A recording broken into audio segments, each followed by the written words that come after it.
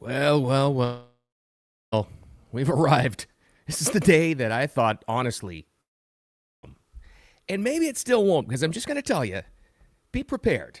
I don't think this is the case. Just be prepared. If this breaking news from Pam Bondi last night, our Attorney General, on Jesse Waters' show, great scoop for him last night, that the Epstein client list, some flight logs, some names are coming out. If it's one big, giant, redacted thing with names crossed out to protect the victims, and if there's not a lot on there, we should all be prepared to not be disappointed, all right, or to be disappointed, and just kind of work that into the whole system.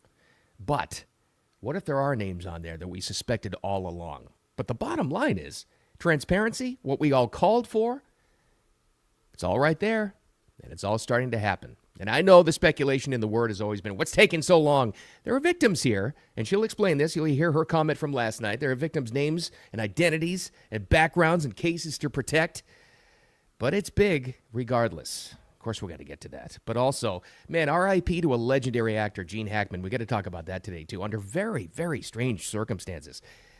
Probably one of the greatest actors of all time. But he also died in confirmed dead yesterday in Santa Fe, New Mexico, along with his wife and dog. Mysterious circumstances for sure. Not ruled a homicide or anything else like that. But what I hate is already this speculation. Oh, a day before the Epstein list was released? Well, that's suspicious. Oh, God, please, no. That's not. I'll sit here tomorrow morning with you and eat crow all day long and admit I was wrong. But I'm willing to bet that Gene Hackman was not on the Epstein client list. But anyway, we'll talk about some of his legendary accomplishments in his life and career, because the guy was amazing. And how about this? Also, are you going to watch and listen to the Gavin Newsom podcast? I am. Oh, absolutely. It was just yesterday. I think it was yesterday. I was talking about transparency. I think it's fantastic that our Deputy Director of the FBI, Dan Bongino, is still on the air every day with his show. Fantastic. I love it, because you get an inner working, a real sense of what's going on in the world with newsmakers, these people we talk about all the time that make the headlines, right? Well, I think it's great. Same thing goes with Gavin Newsom, because you know he's running for president, right? You know this is happening? Of course. Well, we'll get to that. All right, let's get to what we all want to talk about. By the way, thanks for finding Wicked Radio. I appreciate you as always. You audio podcast listeners, it posts as a audio podcast, usually about 9 a.m. Eastern time, right after the live stream. And if you're an audio listener, join us and follow us on X every single day, and YouTube and Facebook. And let's get to it. Breaking news last night, Attorney General Pam Bondi. What you're going to see hopefully tomorrow is a lot of flight logs, a lot of names, a lot of information, but it's pretty sick what that man did. Okay, let's break that down. Flight logs, information, what's on there. And we don't need to go into the background about Jeffrey Epstein, who was, and audio listeners, I'm doing finger quotes now. He committed suicide, finger quotes, in his jail cell. We all know that. Ghislaine Maxwell, still in jail. She hasn't been talking. Who I think still to this day is probably the most powerful person in politics on earth. She has the blacklist. She has the client list somewhere. Have we ever seen a case anywhere where the madam is arrested and put in jail for pretty much the rest of her life, but none of the Johns are? Only in this case. This is why it's so important. But the main question is, and good for Jesse Waters last night. He did a great job with this. First of all, getting the scoop and getting Pam Bondi, our Attorney General, who's only on the job, 3 weeks now? 4? Getting this out there and asking her the relevant questions. I thought he did an awesome job. Main question, which is what we've all had. Come on, honestly, we've all had this question. Okay, we've got the information.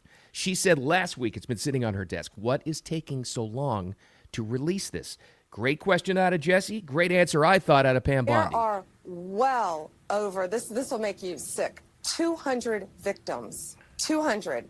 So we have, well over 250 actually. So we have to make sure that their identity is protected and their personal information. But other than that, I think tomorrow, the personal information of victims. Other than that, I think tomorrow, Jesse, breaking news right now, you're going to see some Epstein information. What information? How much? We don't know. She also kind of hinted around at the fact that this is like some of it. She used the word some, meaning more is coming out and what they can release. Again, protecting the victims. And I got to tell you, I was really happy to actually hear that they're protecting and taking the time to protect victims and their cases and their identities on this as well, because they came out with this stuff at great risk. That should be for all of us the takeaway on this. These girls, these victims in this whole disgusting scene involving, obviously, very prominent, very influential and powerful people. At great risk, they came out to get this information out there. Now, the timing on it, that's number one, why it's taken so long to protect them. Now, the timing on the release right now, there's a lot of speculation you're going to see online. There's all kinds of speculation on X this morning that is saying that this press conference, whatever it is, this release, whatever format they're going to use to release this is going to come at about 12 noon today, which is obviously Thursday the 27th. That's not corroborated, so this could come at any time. So again, if you're listening to this or watching the replay later, you may already know what's on there or what's not on there, but it's still interesting to see how we got here. Now, this is my favorite aspect of this whole thing, just to show you can laugh and there's humor and everything, and what an amazing time we live in, where you can place a bet right now, well, after you're done watching me, on Polymarket. Go on to Polymarket when you get a chance. Free time at work, later on tonight, whatever it is. It's an amazing site, and you're probably on there already because it got really big over the election. You can place a bet on current events and people in the news and what's going to happen. You can bet on it. At Polymarket, it has had this running list of names on who's going to be on the Epstein client list for literally years now. First thing I did this morning this is how twisted I am. First thing I did this morning when I got up a couple of hours ago was to check the Epstein client list betting odds on Polymarket. That's right. I admit it. I did. It hasn't changed a whole lot, I will tell you, since last night. Just a little bit of movement. Here's the list. Here's your speculation. If you're betting, you can go on Polymarket on your own. I don't give betting advice, believe me. But according to Polymarket, the odds of who's on this list and what we're going to hear, maybe today, maybe not, maybe later. Number one, at 72% of the betting odds, Ehud Barak. And right now you're going, oh, yeah. Ehud Barak. Yeah, I know who that is. I knew that was going to be number one of the betting. No, you didn't. You're just like me. You had to go on Google and on Grok and look up who the heck Ehud Barak is. Well, he's an Israeli politician. He was a defense minister, and for a short time was the Israeli prime minister, apparently, before Bibi Netanyahu, I believe. But he's number one on the list, according to the connection with Epstein. Apparently, reportedly, according to Polymarket. Number two, Bill Gates at 67%. And then I'll just give you the names, not the percentages. So we've got Ehud Barak, Bill Gates, according to Polymarket. Prince Andrew, number three. If I had Bill's wicked list of who's on the Epstein list, I would have put Prince Andrew number one, just myself, because I am very convinced he's going to be on there. Remember the BBC interview a couple of years ago? Why in the world did he do a BBC interview? And they sat him down and they actually said, I had nothing to do with that. Reporter actually shows him a printed out picture of him on Epstein Island with his hand over the shoulder of one of the alleged victims. In his response, well, we can't be sure that's my hand. Good God. Bill Clinton at number 4. Again, I thought it would be higher. David Copperfield. I completely forgot about the David Copperfield speculation with Epstein Island. Whatever. Alan Dershowitz, interesting, at number 6, according, again, to Polymarket. Now, Alan Dershowitz has denied this up and down, saying he went with his wife. He thought this was just a fun weekend. I'm not implicated in anything. Who knows? And number 7, just to add a little bit more twisted information to this, the late physicist Stephen Hawking, according to Polymarket, number 7 on the list. That's right. That's Stephen Hawking, the guy in the wheelchair. Oh, boy. We'll see. I don't know. We'll see. Timing, a lot of people think it's going to be about 12 noon. We'll see what's on the list. We'll see what's not on the list. I don't know. But the good thing is, and the takeaway for all of us should be, we have all called for transparency. We all have, right? We all want it. Well, a few weeks into her term and her reign as Attorney General, Pam Bondi is at least getting this done, because this is obviously something, and this is what's led to the issue. This is obviously something that could have been done years ago. Years ago, obviously. All the news reporters had it. Go back on, if you have time later on today, go back and look it up, because it's been seen millions of times. Amy Robach when she was a anchor for ABC News for Good Morning America. She's on a hot mic saying, and this was, it might be 4 years old now, at the time saying for 3 years she's had the Epstein information, and that story got squashed because they were afraid they wouldn't be able to get ABC any more interviews with the royal family if they exposed it. Unbelievable thing. Again, like we always see, people never thought they would get caught. So I don't know. All right, we also had some sad news and disturbing information yesterday coming out of Santa Fe, New Mexico. Legendary actor, and I mean legendary, Gene Hackman was found passed away. Old guy, 96 years old. Last seen photo of him, he had been retired for, 20 years from acting, was probably from April, maybe, April of last year. Found dead, along with, and they're not suspecting foul play or anything, they did a wellness check on him, and they also found his wife, who's much younger than him, and the dog passed away. Now, the speculation's already out there. It's like, how does that happen, right? I don't know, and I'm not even going to speculate, but you think about a carbon monoxide situation. Maybe it's just complete coincidence. Yeah, I don't know. What I'm hoping is, honestly, with a guy with a legendary career like that, you hope that we're not going to look back and the thing we're going to remember is the strange circumstance under which he died, possibly, along with the wife and the dog, right? Or what I've seen already this morning. Okay, I'll eat crow tomorrow morning, and I'll admit I was wrong. If Gene Hackman's name is on the Epstein client list, I'm pretty sure that has nothing to do with it, but it's all over the place this morning, the speculation. Oh, isn't that interesting? A day before the Epstein list is released, Gene Hackman is gone. No, please, just no. Let's stop on that, okay? And let's just remember the guy's accomplishments. Unbelievable. Truly, truly one of the greats. What he was just in. The French Connection, when he won the Oscar for that movie in 1971, listen to the list of people who beat out for an Oscar. He beat out Pacino. He beat out Clint Eastwood. It's just incredible. He had done comedy. He did it all. He was in Poseidon Adventure, Unforgiven, of course, Bonnie and Clyde, The French Connection, I mentioned that. He was Lex Luthor in Superman. He was the blind guy in Young Frankenstein.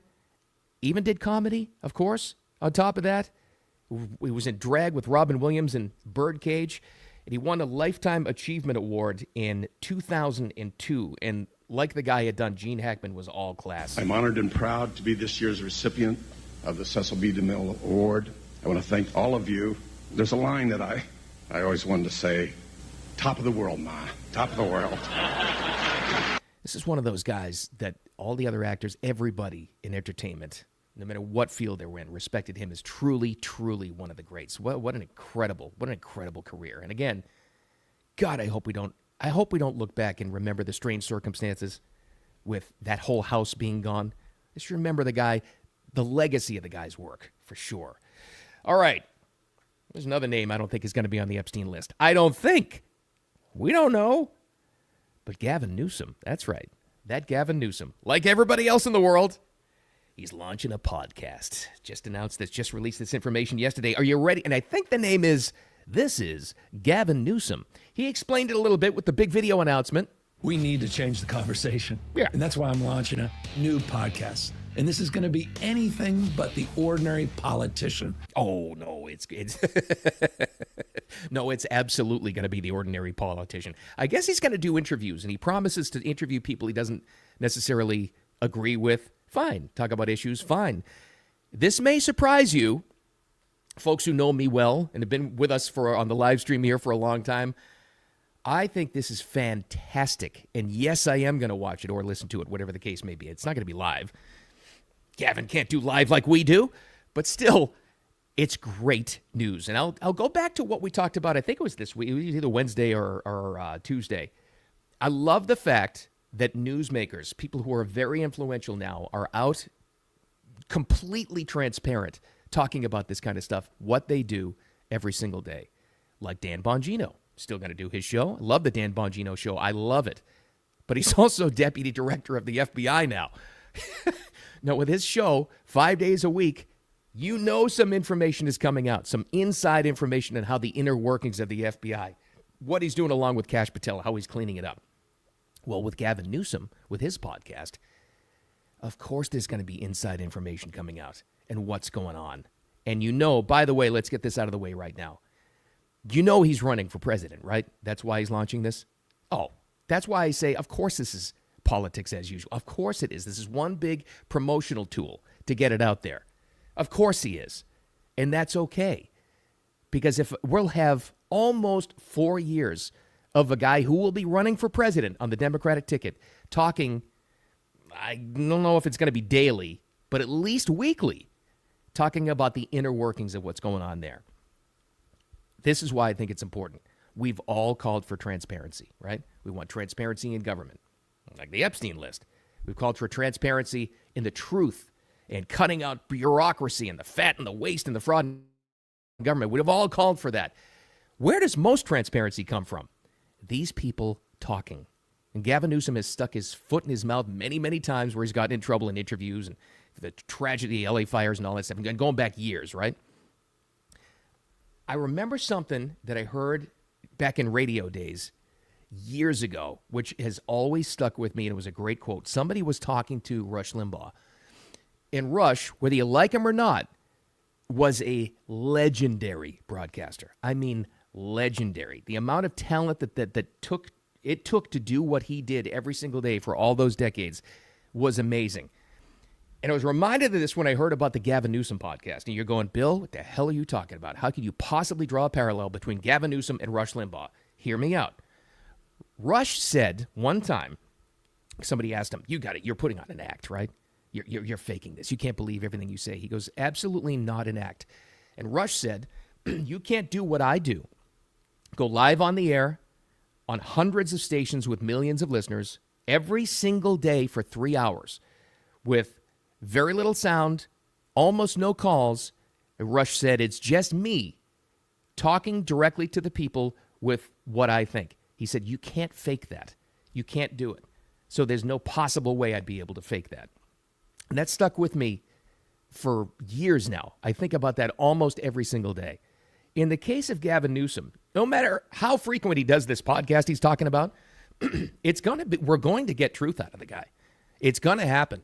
It'll be highly edited. Like I said, it's not going to be live. We know that. He can't pull that off. But we're going to get the truth. And that's the kind of transparency we're looking for. This guy he's on a stage right now. His campaign is happening right now as we speak for president in the next election. I will guarantee that. I'll guarantee it that that's their pick. Every single day, or however they do it, if he's on a podcast talking about how he feels about things, and if he sticks to his word and he actually does have on people that'll push back a little bit, this is so good for all of us. Everybody, Democrats and Republicans, especially Democrats, excuse me, because the truth is going to get out there eventually and you'll really see how the guy feels about things. You'll be able to read it like a book, and it's great. So Gavin Newsom getting a podcast, and all the rolling eyes yesterday, oh, God, that's just horrible. No, take it as a great thing because it's great. The more these people talk, the more transparency comes out of it, and I think it's fantastic. I think it's great. All right, the number one takeaway, don't be disappointed if there's not a lot coming out of the Epstein log and name lists that Pam Bondi had mentioned last night. Don't be disappointed. The takeaway should be, let's be psyched that it's actually happening. Something is moving in that direction. And that they actually took the time to protect a lot of the names. That her department, not the previous one, protected the names of the alleged victims on this, because I think it's really, really important. And let's remember Gene Hackman for the work he did, not the weird circumstances of his death, all right? Let's do that. And the takeaway, as always, don't take any crap from anybody. It's almost Friday. I'm going to have a lot to talk about tomorrow. That is for sure, with how much or how little came out of this Epstein announcement. We'll see. Obviously, it's going to dominate the headlines, but we'll have some other stuff to talk about too, because it's going to be a Friday heading into the weekend. With that said, I am out of material. I'm done. Go have a day. And again, just a little programming note here. If you're watching the replay later or you're listening to this in the audio podcast later on after this Epstein information is released, you probably know that already, but that's some of the background on how we got here. These are amazing times.